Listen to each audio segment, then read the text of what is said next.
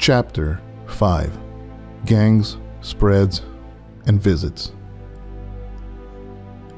I didn't care if it was an active gang pod I was going into.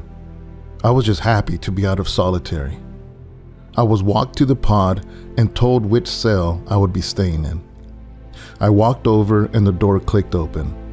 When I walked in, my cellmate was already in the cell.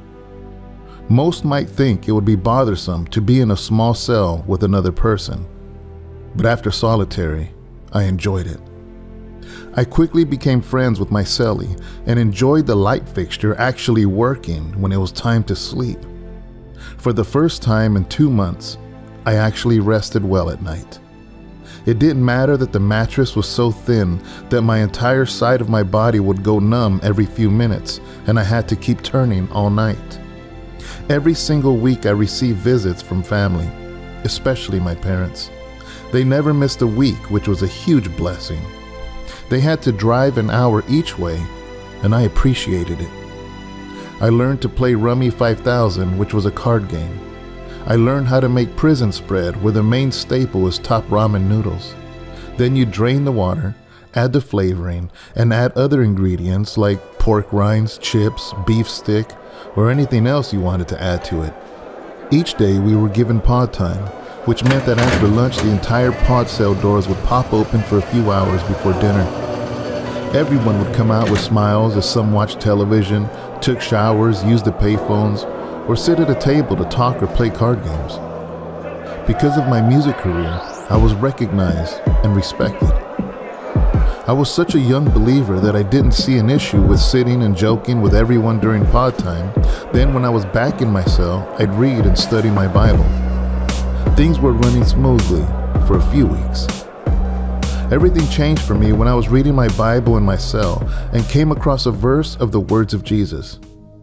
For whoever is ashamed of me and my words, of him the Son of Man will be ashamed when he comes in his own glory, and in his Father's, and of the holy angels.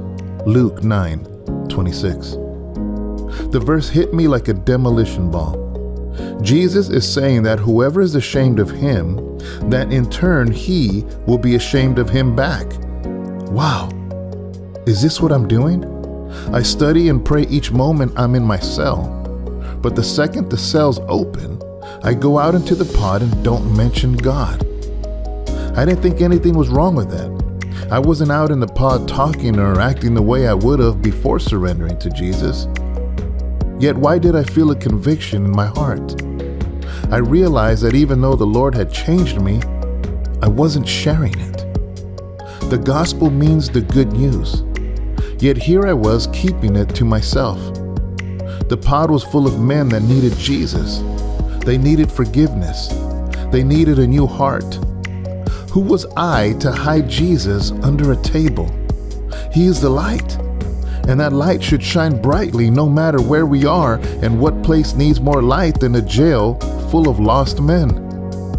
I had a choice to make. Was I going to go with the flow of an active gang pod?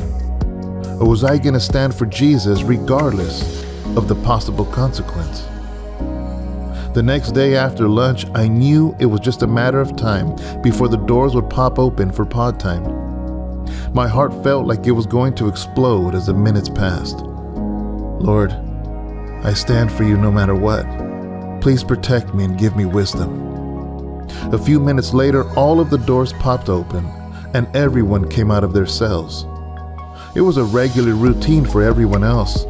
Some ran to the phones, others to the showers, some to the television, and others to the tables to hang out. I hesitated to step out, took a deep breath, and grabbed my Bible. I walked out of my cell and held my Bible close to my side. Most didn't notice as they nodded their heads to me as I walked down the stairs and to a table. I sat down on the table, looked around, and placed my Bible right in front of me. It seemed like nobody noticed. So far, so good. I opened the Bible to the place I was reading in the cell and began reading. I know this isn't what happened, but to me it felt like the movie The Matrix. I felt like everything completely stopped and only I was moving. It didn't take more than 2 minutes before someone came to see what I was doing. "What are you doing, bro?" someone asked. Just studying. I was reading in my cell when the doors popped, so I figured I'd read out here," I answered. He just looked at me for a few seconds, then said, "Can I join you?" I looked at him, not knowing if he was being serious. He sat down next to me and waited for me to read. After a few minutes, someone else came and sat down. Before I knew it, I had a handful of guys sitting around as we talked about God. It was not what I expected at all. On this first day of coming out with my Bible in hand, it wasn't a problem. Many people in jail read the Bible. It wasn't anything out of the norm. Reading the Bible is what many do when incarcerated, especially before being sentenced. After a few days of me doing this, it began to be a problem. Nothing was said to me, but as the weeks went by, I noticed tension against me. I was becoming bolder for Christ as other active gang members would sit with me to read the Bible and discuss things about the Lord. Each time I used the phone, I never stood with my back to everyone. Some of the homies began ignoring me. I think they were confused because of the high-profile case I was involved with. Plus, I was positive the shot caller that was on the 8th floor, solitary, was looking out for me. I would never know for sure why nothing happened. Being in an active pod meant that everyone in that pod was obligated to be active. One thing I do know is that the Lord kept me and protected me. A few weeks later, the jail was getting full and they had to open an overflow pod on a different floor. I was one of the few chosen and was transferred along with about 10 others to a nearly empty pod. By this time, the tension was heavy and I knew it was leading to something bad. I thanked God as we all came into the pod. There was only a few of us, so we were all allowed our own cell. I was asked by the sheriff if I wanted to be a trustee along with another inmate. This was an amazing opportunity. A trustee never has his cell door locked. A trustee's job is to mop the floors, clean the showers, serve breakfast, lunch, and dinner, and pretty much be a janitor for the pod. This meant that I could use the phone anytime I needed and take showers anytime I wanted to. I thank God for giving me favor. While everyone else was locked in their cells until after lunchtime, I was given free rein to go in and out of my cell all day with the other trustee. This put me in an amazing opportunity to talk to the other inmates through their doors when they were locked down. Of course, it was too perfect to last. Each week that passed, more of the cells began to fill up.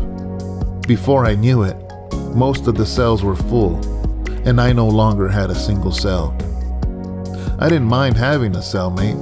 Our door was never locked, so we were never cramped up in the cell together. I had continued giving Bible studies since day one of arriving in the empty pod that was now full. Anytime you get a jail pod full of men, there will always be tension. Even though the pod was an overflow pod, it was still considered an active pod. No matter if you were a northerner blood or whatever you claimed. It had now been over a year since my first arrest. My court dates were so far apart that months would go by before I had another court date. Things weren't looking good on my behalf. The prosecutor was trying to sentence me under the career criminal law, which could be a minimum mandatory sentence of 23 years. Career offenders are persons who commit a crime of violence or drug trafficking crime after 2 prior felony convictions of those crimes. To implement the provisions of 28 U.S.C. 994H, the sentencing guidelines will assign all career offenders to criminal history category 6 and to offense levels based on the statutory maximum penalty of the offense of conviction. My lawyer was doing all she could to fight against the career criminal statute. I tried to make my time pass easier by giving Bible studies to the different men that would come and go. I began to feel myself losing hope and ever being released with a short sentence. Life in jail became my norm, and my life outside began to fade away.